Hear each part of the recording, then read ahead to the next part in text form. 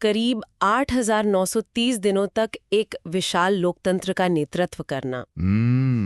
पेशेवर football career में 900 goals का वो असंभव से लगने वाला आंकड़ा छूना। हाँ। और भारत के भीतर एक ऐसा बड़ा बदलाव जो ये तय कर रहा है कि हम जो कपड़े पहनते हैं वे असल में आ कहाँ से रहे हैं। मतलब अगर हम बस ऊपर ऊपर से देखें तो ये सब बिल्कुल अलग अलग और बिखरी हुई कहानियां लगती हैं ना। बिल्कुल एकदम बिखरी हुई। लेकिन सुनने वालों के लिए आज का ये सफर बहुत दिलचस्प होने वाला है, क्योंकि आज की इस गहन चर्चा में हम 22 और 23 मार्च 2026 के करंट अफेयर्स की सिर्फ कोई लिस्ट नहीं पढ़ने वाले हैं। एकदम सही। हम आज इन खबरों की गहराई में उतरेंगे।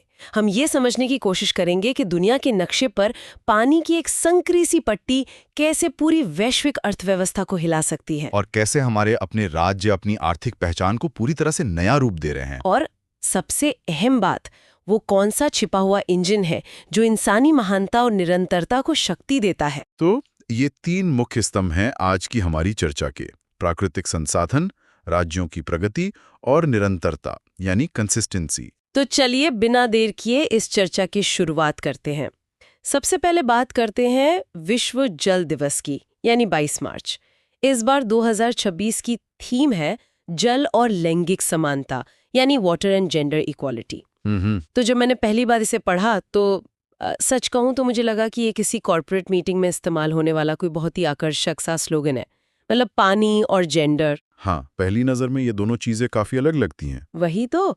लेकिन फिर मैंने कुछ डेटा देखा और मुझे एहसास हुआ कि मेरा मतलब है, मुझे समझ आया कि ग्रामीण इलाकों में जहां पानी लाने की पूरी जिम्मेदारी महिलाओं पर होती है, वहां पानी की कमी का सीधा मतलब है समय की कमी। बिल्कुल। तो जो वाटर पॉवर्टी है वो असल में महिलाओं के लिए टाइम पॉवर्टी है। आपका ये डिडक्शन बहुत सटीक है। देखिए, हम अक्सर पानी को सिर्फ एक भौतिक संसाधन या बस प्यास बुझाने के नजरिए से देखते हैं, लेकिन विकासशील देशों के कई हिस्सों में एक महिला या कोई छोटी बच्ची दिन के औसतन 3 से 4 घंटे सिर्फ साफ पानी इकट्ठा करने में लगा देती है। बाप रे, 3 से 4 घंटे रोजाना? हाँ, रोजाना। अब मान लीजिए कि अगर वो लड़की स्कूल के समय में मीलों दूर से पानी भर कर ला रही है, तो सीधा सा मतलब है कि उसकी शिक्षा छिन रही है। हाँ, वो क्लास में तो नहीं बैठ पाएगी। बिल्कुल। और अगर वो काम करने की उम्र में है तो वो जो समय पानी लाने में जा रहा है वो किसी आर्थिक उपार्जन में नहीं लग रहा। तो जब किसी घर में नल से पानी आता है तो वो सिर्फ पानी नहीं है। एकदम सही, वो सिर्फ पानी नहीं होता, वो उस लड़की के लिए स्कूल जाने का टिकट होता है।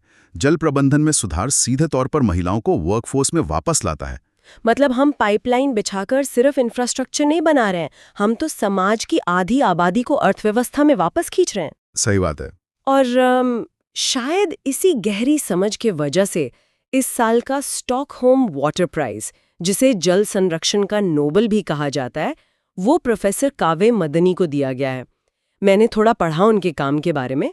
उन्होंने जल प्रबंधन में गेम थ्योरी का इस्तेमाल किया है। हाँ, प्रोफेसर मदनी का काम वाकई इस क्षेत्र में एक पैराडाइम शिफ्ट है, मतलब एक बहुत बड़ा बदलाव। पारंपरिक तौर पर क्या होता था, इंजीनियर बस ये सोचते थे कि अगर पानी की कमी है तो एक और बांध बना दो। हाँ, या कोई नई नहर खोद दो, बस यही समाधान माना जाता था। लेकिन प्रोफेसर मदनी ने यह साबित किया कि पानी की समस्या सिर्फ इंजीनियरिंग की समस्या नहीं है, ये इंसानी व्यवहार और अर्थशास्त्र की समस्या है। अच्छा, गेम थ्योरी के जरिए? हाँ, उन्होंने इसके जरिए ये मॉडल किया कि कैसे किसान, बड़े उद्योग और सरकारें पानी के लिए आपस में प्रतिस्पर्धा करते हैं। देखिए, जब तक हम ये नहीं समझेंगे कि लोग पानी का इस्तेमाल अपने निजी फायदे के लिए कैसे करते हैं, तब तक हम सही नीतियां नहीं बना सकते। एक गुण सटीक। उनका काम हमें यही सिखाता है कि जल संकट को सुलझाने के लिए पहले इंसानी लालच और उसकी जरूरतों को समझना होगा। ये तो बहुत ही गहरा नजरिया है। खैर, ये तो हुई पानी की बात जो जीवन और समाज को आकार दे रहा है। लेकिन पानी का एक दूसरा रूप भी है जो दुनिया की जियोपॉलिटिक्स का, या कहें भू राजनीति का, सबसे बड़ा हथियार है। आप हॉर्मुज जलडमरू मध्य की बात कर रही हैं? हाँ, स्ट्रेट ऑफ हॉर्मुज, फारस की खाड़ी और ओमान की खाड़ी के बीच का वो बहुत ही संकरा समुद्री रास्ता। मतलब जब मैं दुनिया के नक्शे को देखती हूँ तो ये मुझे एक रेत घड़ी, वो जो आवर ग्लास होता है ना, हाँ हाँ बिल्कुल, ये मुझे उस आवर ग्लास की संकड़ी गर्दन की तरह लगता है जहां से पूरी दुनिया की अर्थव्यवस्था का प्रवाह कंट्रोल होता है। और ये तुलना बहुत ही कमाल की है। उस संकरी गर्दन की अहमियत का अंदाजा आप इसी बात से लगा सकती हैं कि दुनिया भर में समुद्र के रास्ते जितना भी तेल व्यापार होता है, उसका लगभग 1/3 हिस्सा, लगभग 1/3 हिस्सा इसी होर्मुज जलडमरू मध्य से होकर गुजरता है। और मजे की बात देखिए, ये रास्ता अपने सबसे संकरे बिंदु पर केवल 21 मील चौड़ा है। सिर्फ 21 मील? ये तो बहुत कम है। और इसमें भी जहाजों के आने जाने के लिए जो शिपिंग लेन है वो सिर्फ 2-2 मील चौड़ी है। सोचिए, एक इतनी छोटी सी जगह पर दुनिया की ऊर्जा सुरक्षा टिकी हुई है। तो मतलब अगर वहाँ कुछ दिनों के लिए भी कोई तनाव हो जाए या कोई ब्लॉकेड हो जाए, हाँ, कोई ब्लॉकेड हो जाए, तो उसका असर सिर्फ उन आसपास के देशों पर नहीं होगा, उसका सीधा असर हमारे यहाँ के पेट्रोल पंप के बिल पर पड़ेगा। बिल्कुल पड़ेगा, महंगाई दर पर पड़ेगा, और जो पूरी वैश्विक आपूर्ति श्रृंखला है, जो ग्लोबल सप्लाई चेन है, वो चरमरा जाएगी। यही वजह है कि भूगोल का ये छोटा सा हिस्सा पूरी दुनिया की अर्थव्यवस्था की नब्ज है। सही कहा। जो भी इस संकरे रास्ते पर प्रभाव रखता है, वो अप्रत्यक्ष रूप से पूरे वैश्विक बाजार को नियंत्रित कर सकता है। संसाधनों पर नियंत्रण ही आज के समय में असली कूटनीतिक शक्ति है। और ठीक जिस तरह वैश्विक स्तर पर होर्मुज जैसे चोक पॉइंट्स संसाधनों और अर्थव्यवस्था को नियंत्रित करते हैं, उसी तरह अगर हम राष्ट्रीय स्तर पर देखें तो हमारे अपने राज्य भी कुछ ऐसा ही कर रहे हैं। राज्यों की अर्थव्यवस्थाओं का बदलना। बिल्कुल। हाँ। देखिए, 22 मार्च का दिन अंतर्राष्ट्रीय स्तर पर भले ही पानी से जुड़ा हो, लेकिन भारत के लिए ये बिहार दिवस भी है। और बिहार का स्थापना दिवस सिर्फ एक तारीख नहीं है मनाने के लिए, बिल्कुल, बल्कि ये सोचने का एक बहुत अच्छा अवसर है कि हमारे राज्य कैसे खुद को बदल रहे हैं। कैसे? देखिए, दशकों तक बिहार की सबसे बड़ी पहचान क्या रही है? उसका ह्यूमन कैपिटल, या जो मानव संसाधन है, जो देश भर में जाके काम करता है और दूसरी अर्थव्यवस्थाओं को चलाता है। हाँ, ये तो है। लेकिन अब हम देख रहे हैं कि बिहार अपने इसी युवा जनसांख्यिकीय लाभांश को, जिसे डेमोग्राफिक डिविडेंड कहते हैं, बिल्कुल, उसे राज्य के भीतर रोकने के लिए बुनियादी ढांचे और नए उद्योगों पर काफी ध्यान केंद्रित कर रहा है। तो मतलब श्रम निर्यात करने वाले राज्य से प्रतिभा को बनाए रखने वाले राज्य में बदलाव हो रहा है। एकदम। और ये बदलाव किसी भी अर्थव्यवस्था के लिए सबसे चुनौतीपूर्ण होता है, लेकिन सबसे जरूरी भी। और राज्यों की अर्थव्यवस्थाओं की बात करें तो भारत की अर्थव्यवस्था अब कोई एक ही दिशा में चलने वाली ट्रेन नहीं है। मुझे तो ये एक विशाल रिले रेस की तरह लगती है। रिले रेस, दिलचस्प एनालॉजी है। हाँ, और अभी टेक्सटाइल या कपड़ा उद्योग की इस रिले रेस में जो बैटन है वो तमिलनाडु ने छीन ली है। हाँ, निर्यात के ताजा आंकड़ों की बात कर रही हैं आप। बिल्कुल। हालिया आंकड़ों के मुताबिक तमिलनाडु ने कपड़ा निर्यात में गुजरात और महाराष्ट्र जैसे दिग्गजों को पीछे छोड़कर नंबर 1 का स्थान हासिल कर लिया है। अब यहाँ मेरे मन में एक बड़ा सवाल है। बताइए। गुजरात और महाराष्ट्र तो हमेशा से टेक्सटाइल के बेताज बादशाह रहे हैं ना, तो क्या ये सप्लाई चेन में कोई रातों रात हुआ बदलाव है या अचानक कैसे हुआ? देखिए, अर्थशास्त्र में ना रातों रात कुछ नहीं होता। तमिलनाडु की ये जो सफलता है, ये दशकों के सुनियोजित इकोसिस्टम का परिणाम है। अगर आप तमिलनाडु के टेक्सटाइल हब को देखें, जैसे तिरुपुर हो गया या कोयम्बटूर हो गया। हाँ, वो तो बहुत मशहूर हैं कपड़ों के लिए। बिल्कुल। तो उन्होंने वहां सिर्फ फैक्ट्रियां नहीं लगाई, उन्होंने पूरी वैल्यू चेन को एक ही जगह पर इंटीग्रेट किया है। उनके पास धागा बनाने वाली बेहतरीन स्पिनिंग मिल्स हैं। बिजली की लगातार आपूर्ति के लिए वो बड़े पैमाने पर पवन ऊर्जा यानी विंड एनर्जी का इस्तेमाल कर रहे हैं। अच्छा, तो बिजली की लागत कम हो जाती है। सही पकड़ा। और सबसे अहम बात, उनके पास एक बहुत ही कुशल श्रम शक्ति है, जिसमें महिलाओं की भागीदारी देश में सबसे अधिक है। अरे वाह, वापस वही जेंडर और इकोनॉमी वाली बात आ गई जो हम पानी वाले विषय में कर रहे थे। बिल्कुल, सब कुछ आपस में जुड़ा है। जब महिलाएं वर्कफोर्स में आती हैं तो पूरी इंडस्ट्री की उत्पादकता अपने आप बढ़ जाती है। और मुझे लगता है कि चूंकि तमिलनाडु के पास तूतीकोरिन और चेन्नई जैसे गहरे पानी के बंदरगाह भी हैं, डीप वाटर पोर्ट्स, हाँ, तो सामान को फैक्ट्री से सीधे जहाज तक पहुंचाने की लागत और समय दोनों कम हो जाते होंगे। यही तो वो सप्लाई चेन का जादू है जिसने उन्हें आज शीर्ष पर पहुंचाया है। लेकिन इसका यह मतलब बिल्कुल नहीं है कि गुजरात हार गया है या उनका आर्थिक इंजन धीमा पड़ गया है। तो फिर गुजरात पीछे क्यों हुआ? वो पीछे इसलिए हुआ है क्योंकि वे अब भविष्य की तकनीकों की ओर अपनी प्राथमिकताएं बदल रहे हैं। इसका सबसे ताज़ा और स्पष्ट प्रमाण है गुजरात के धोलेरा से राज्य के पहले साउंडिंग रॉकेट का सफल प्रक्षेपण। हाँ, ये धोलेरा से रॉकेट लॉन्च वाली बात बहुत दिलचस्प है, लेकिन मैं इसे थोड़ा सा समझना चाहूंगी। ये साउंडिंग रॉकेट आखिर होता क्या है? क्या ये इसरो के उन बड़े PSLV रॉकेट्स की तरह होता है जो सैटेलाइट लेके जाते हैं? नहीं, बिल्कुल नहीं।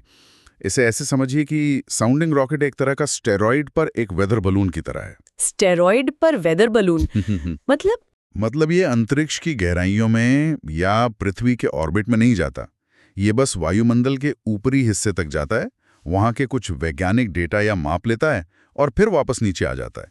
इसे साउंडिंग कहा जाता है, जिसका समुद्री भाषा में मतलब ही होता है गहराई नापना। अच्छा, तो अगर ये अंतरिक्ष में नहीं जाता तो फिर इसका इतना महत्व क्यों है? क्योंकि ये नए एरोस्पेस स्टार्टअप्स और निर्माताओं के लिए एक बेहतरीन प्रैक्टिस ग्राउंड या टेस्टिंग बेड है। मतलब बड़े मिशन से पहले की रिहर्सल। एकदम सही। बड़े सैटेलाइट लॉन्च व्हीकल बनाने से पहले आपको छोटे साउंडिंग रॉकेट बनाकर अपनी तकनीक को साबित करना होता है। गुजरात का धोलेरा को इस काम के लिए चुनना ये दिखाता है कि राज्य अब पारंपरिक निर्माण से आगे बढ़ चुका है। तो वो स्पेस टेक और हाई एंड मैन्युफैक्चरिंग में जा रहे हैं। हाँ, वे भारत के एरोस्पेस इकोसिस्टम का एक नया केंद्र बनना चाहते हैं। कमाल का नजरिया है। मतलब एक राज्य उस उद्योग में महारत हासिल कर रहा है जो इंसान की सबसे बुनियादी जरूरत है, कपड़े। राज्य अंतरिक्ष और भविष्य की तकनीक में निवेश कर रहा है। और इसी बीच एक तीसरी तरह की अर्थव्यवस्था भी है जो अपनी सॉफ्ट पावर का बेहतरीन इस्तेमाल कर रही है। आप श्रीनगर की बात कर रही हैं ना? हाँ, जम्मू और कश्मीर के श्रीनगर में 2026 सीजन के लिए एशिया का सबसे बड़ा ट्यूलिप गार्डन खोल दिया गया है। और ये ट्यूलिप गार्डन का खुलना सिर्फ वसंत के मौसम का जश्न नहीं है। कश्मीर के संदर्भ में अगर हम देखें तो ये पर्यटन अर्थव्यवस्था का एक बहुत ही बड़ा आर्थिक इंजन है। कैसे?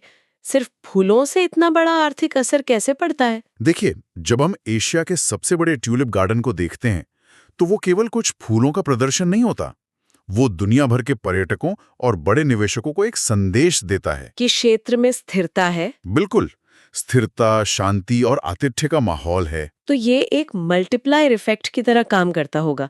मतलब जब एक पर्यटक आता है तो वो सिर्फ उस बाग का टिकट थोड़ी खरीदता है। सही कहा, वो होटल में रुकता है, टैक्सी लेता है, स्थानीय हस्तशिल्प खरीदता है, खाना खाता है। पूरी की पूरी लोकल इकोनॉमी उस एक ट्यूलिप के फूल से जुड़ जाती है। सॉफ्ट पावर कैसे हार्ड कैश में बदलती है, ये उसका एक जीता जागता उदाहरण है। एकदम सही। तो राज्यों के विकास की इस विशाल रिले रेस से एक बात तो साफ है कि हर राज्य अपनी एक अलग अल्ट्रा मैराथन दौड़ रहा है। वो अपनी ताकत को पहचान रहे हैं और उस पर सालों साल काम कर रहे हैं। और अल्ट्रा मैराथन से मुझे याद आया कि सिर्फ संस्थाएं या राज्य ही नहीं बल्कि व्यक्ति भी अपनी अपनी अल्ट्रा मैराथन दौड़ रहे हैं। और यही चीज हमें आज की चर्चा के तीसरे और अंतिम स्तंभ की ओर ले जाती है, निरंतरता की शक्ति, द पावर ऑफ कंसिस्टेंसी। हाँ, जब हम व्यक्तिगत उपलब्धियों की बात करते हैं तो अक्सर हम सिर्फ उस एक क्षण को देखते हैं जब मेडल गले में पहनाया जाता है या कोई रिकॉर्ड टूटता है। हम उन दशकों की अदृश्य मेहनत को पूरी तरह नजरअंदाज कर देते हैं जो असल में उस पल को संभव बनाती है। एकदम सही बात है। और इसका सबसे ताज़ा और सबसे बड़ा उदाहरण हमें भारतीय राजनीति में देखने को मिला है। प्रधानमंत्री नरेंद्र मोदी ने भारत में सबसे लंबे समय तक सरकार के प्रमुख रहने का रिकॉर्ड बना लिया है। मुख्यमंत्री और प्रधानमंत्री के रूप में उनके कार्यकाल के कुल 8,930 दिन पूरे हो गए हैं। 8,930 दिन, जिससे उन्होंने पवन कुमार चामलिंग के पिछले रिकॉर्ड को पीछे छोड़ दिया है। देखिए, ये जो आंकड़ा है ना, इसे किसी भी राजनीतिक दृष्टिकोण से परे जाकर देखा जाना चाहिए। एक न्यूट्रल नजरिए से। बिल्कुल, ये लगभग 2.5 दशक का समय है। इतने लंबे समय तक सार्वजनिक जीवन के बिल्कुल शीर्ष पर बने रहना, ये मानवीय सहनशक्ति या एंड्योरेंस की एक असाधारण कहानी है। हाँ, क्योंकि इतने सालों में तो पूरी दुनिया बदल जाती है। वही तो, समाज बदलता है, तकनीक बदलती है, मतदाताओं की एक पूरी नई पीढ़ी बड़ी हो जाती है। ऐसे में लगातार 2 दशकों से ज्यादा समय तक प्रासंगिक बने रहना, रिलेवेंट बने रहना, ये मांग करता है कि आप लगातार खुद को अपग्रेड करें। तो निरंतरता का मतलब सिर्फ टिके रहना नहीं है। नहीं है, इसका मतलब है समय के साथ लगातार विकसित होना। और समय के साथ विकसित होने की ये जो बात है, ये खेल के मैदान पर भी उतनी ही सच साबित होती है। फुटबॉल के आधिकारिक इतिहास में लियोनेल मेसी दुनिया के दूसरे ऐसे पुरुष खिलाड़ी बन गए हैं जिन्होंने 900 गोल का पहाड़ जैसा आंकड़ा छू लिया है। 900 गोल सुनने में यह संभव लगता है। हाँ, मतलब जब हम मेसी का नाम सुनते हैं तो हमारे दिमाग में उनका वो जादुई टैलेंट आता है। लेकिन मुझे लगता है कि 900 गोल सिर्फ टैलेंट के दम पर तो नहीं आ सकते। बिल्कुल नहीं। टैलेंट आपको पहले 100 या 200 गोल तक ले जा सकता है, लेकिन 900 गोल तक पहुंचने के लिए आपको अपने शरीर को एक मशीन की तरह संभालना पड़ता है। खासकर फुटबॉल जैसे कॉन्टैक्ट स्पोर्ट में। हाँ, जहां चोटों से बचना बहुत मुश्किल है। और इसका मतलब ये भी है कि अपनी उम्र के 30वें दशक के पार जाने पर अपने खेलने के तरीके को पूरी तरह से बदलना। क्योंकि तब आपकी रफ्तार कम होने लगती है। एकदम सही। जब रफ्तार कम होती है तो आपको अपनी रणनीति और गेम सेंस को और भी ज्यादा तेज करना होता है। मेस्सी का 900 गोल तक पहुंचना फुटबॉल से कहीं ज्यादा खेल विज्ञान और मानसिक दृढ़ता की जीत है। मानसिक दृढ़ता और भरोसे से मुझे एक और नाम याद आ रहा है। एक ऐसा नाम जो भारत में भरोसे का दूसरा नाम बन चुका है, महेंद्र सिंह धोनी। अच्छा, आप उस नई नियुक्ति की बात कर रही हैं? हाँ, एक बहुत ही दिलचस्प खबर है कि MS धोनी को Bhim app, Bharat interface for money, उसका नया ब्रांड एम्बेसडर नियुक्त किया गया है। लेकिन यहाँ मेरे मन में एक पुशबैक है। कैसा पुशबैक? देखिए, एक गहरा सवाल है। हम आज के उस अत्याधुनिक डिजिटल युग में जी रहे हैं जहां रोज नई फिनटेक कंपनी आ रही हैं, AI और ब्लॉकचेन की बातें हो रही हैं। ऐसे में एक डिजिटल पेमेंट ऐप के लिए एक पूर्व क्रिकेटर को चुनना, क्या ये सिर्फ एक मार्केटिंग गिमिक नहीं है? मतलब क्या एक टेक कंपनी को किसी टेक एक्सपोर्ट को अपना चेहरा नहीं बनाना चाहिए? देखिए, ये सवाल सतह पर बहुत तार्किक लगता है, लेकिन डिजिटल पेमेंट के बिजनेस को अगर आप गहराई से समझें तो इसका मुख्य उत्पाद यानी कोर प्रोडक्ट सॉफ्टवेयर या कोडिंग नहीं है। तो फिर क्या है? इसका मुख्य उत्पाद है भरोसा, ट्रस्ट। भरोसा? वो कैसे? कल्पना कीजिए उस व्यक्ति की जो भारत के किसी छोटे शहर या गांव में रहता है। जब वो पहली बार अपनी मेहनत की कमाई को एक डिजिटल स्क्रीन के हवाले करता है तो उसके मन में एक बहुत बड़ा मनोवैज्ञानिक डर होता है। हाँ, कि कहीं मेरा पैसा कट तो नहीं जाएगा। बिल्कुल। हाँ। क्या ये सुरक्षित है? उस डर को दूर करने के लिए उसे ब्लॉकचेन या एन्क्रिप्शन के एल्गोरिदम की समझ नहीं चाहिए। उसे एक ऐसे चेहरे की जरूरत होती है जिसे वो सालों से जानता है, जिस पर वो आंख मूंद कर विश्वास कर सकता है। ओहो। और धोनी वो चेहरा है। महेंद्र सिंह धोनी पूरे भारत में विश्वसनीयता, स्थिरता और कैप्टन कूल वाले उस शांत भरोसे के सबसे बड़े प्रतीक हैं। जब धोनी स्क्रीन पर आकर कहते हैं कि ये ऐप सुरक्षित है, तो वो किसी भी तकनीकी भाषा या टेक एक्सपर्ट से ज्यादा कारगर होता है। ये तो मैंने सोचा ही नहीं था। मतलब तकनीक को जन जन तक पहुंचाने के लिए सबसे बड़ी बाधा तकनीकी नहीं बल्कि मनोवैज्ञानिक होती है। एकदम सही। और धोनी उस मनोवैज्ञानिक बाधा को पार करने का जरिया है। वे डिजिटल पेमेंट के उस पुल का काम कर रहे हैं जो आम लोगों को एक नई आदत अपनाने का हौसला देता है। और यही निरंतरता और भरोसा अंतर्राष्ट्रीय स्तर पर भी काम आता है ना? कूटनीति में भी। बिल्कुल। हाल ही में भारत के वरिष्ठ राजनयिक जावेद अशरफ जी को फ्रांस के सर्वोच्च नागरिक सम्मान लीजन डी होनूर से सम्मानित किया गया है। फ्रांस का सर्वोच्च सम्मान एक भारतीय को मिलना कोई छोटी बात नहीं है। बिल्कुल नहीं। और कूटनीति तो शायद दुनिया की सबसे लंबी और सबसे खामोश अल्ट्रा मैराथन है। बहुत उम्दा बात कही आपने। कूटनीति अक्सर बंद दरवाजों के पीछे होने वाली एक शांत और बहुत लंबी प्रक्रिया है। दो अलग अलग देशों के बीच विश्वास कायम करना, उनके व्यापारिक, रक्षा और सांस्कृतिक संबंधों की जटिलताओं को सुलझाना। इसमें सालों का धैर्य लगता है। जावेद अशरफ जी को मिला ये सम्मान यही साबित करता है कि अंतर्राष्ट्रीय मंच पर व्यक्तिगत कूटनीति कैसे दो देशों, भारत और फ्रांस के रिश्तों को मजबूत और गहरा कर सकती है। मतलब ये सम्मान एक दिन की मीटिंग का नतीजा नहीं है। बिल्कुल नहीं। ये वर्षों के निरंतर प्रयासों का नतीजा है। तो चलिए, अब वक्त आ गया है कि इन सभी मोतियों को एक धागे में पिरोया जाए। अगर हम आज की इस पूरी चर्चा को समेटें तो हमने देखा कि पानी की एक बूंद से शुरू होकर कैसे हॉर्मुज़ जलडमरू मध्य वैश्विक व्यापार और भू राजनीति को नियंत्रित करता है।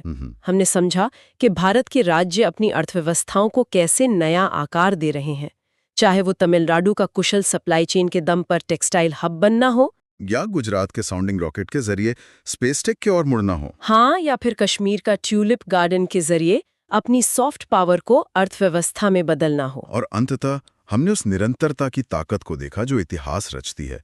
फिर चाहे वो मेसी के 900 गोल का रिकॉर्ड हो, 8,930 दिनों का राजनीतिक नेतृत्व हो, MS धोनी के रूप में डिजिटल ट्रस्ट हो, या कूटनीति के मंच पर जावेद अशरफ की दशकों लंबी सफलता हो। बिल्कुल। तो इन सभी घटनाओं को एक साथ देखने के बाद एक विचार मेरे मन में लगातार गूंज रहा है, जो मैं सुनने वालों के लिए छोड़कर जाना चाहूंगी। आज की इस चर्चा में हमने जिन भी उपलब्धियों को देखा, चाहे वो एक राज्य का अपने बुनियादी ढांचे को बदलकर निर्यात में नंबर 1 आना हो, 900 गोल का वो विशाल पहाड़ हो या 8,930 दिनों का थक नेतृत्व हो, इनमें से कोई भी चीज रातों रात नहीं हुई है। सही बात है। आज हम एक ऐसी दुनिया में जी रहे हैं जो तुरंत परिणाम यानी इंस्टेंट ग्रेटिफिकेशन की आदी हो चुकी है। हमें 10 मिनट में खाने की डिलीवरी चाहिए और 30 सेकंड के वीडियो में पूरी दुनिया की जानकारी। हाँ, सब कुछ जल्दी चाहिए। लेकिन इन लंबी सफलताओं को देखकर क्या हमें ये एहसास नहीं होता कि हम कहीं लंबी और उबाऊ प्रक्रियाओं यानी लॉन्ग प्रोसेसेस के उस जादू को भूलते तो नहीं जा रहे हैं? वो धीमी आंच जिस पर असल में महानता पकती है। सोचने वाली बात है। एक क्लिक और स्वाइप की इस भागती हुई दुनिया में क्या हम उस कंसिस्टेंसी को खोते जा रहे हैं जो असल में इतिहास के पन्नों पर नाम दर्ज करवाती है? तो जो लोग हमें सुन रहे हैं उनके लिए ये एक सवाल है जिस पर वो जरूर विचार करें। बहुत ही गहरा सवाल है। इसी विचार के साथ हम आज की इस ज्ञानवर्धक यात्रा को यहीं विराम देते हैं।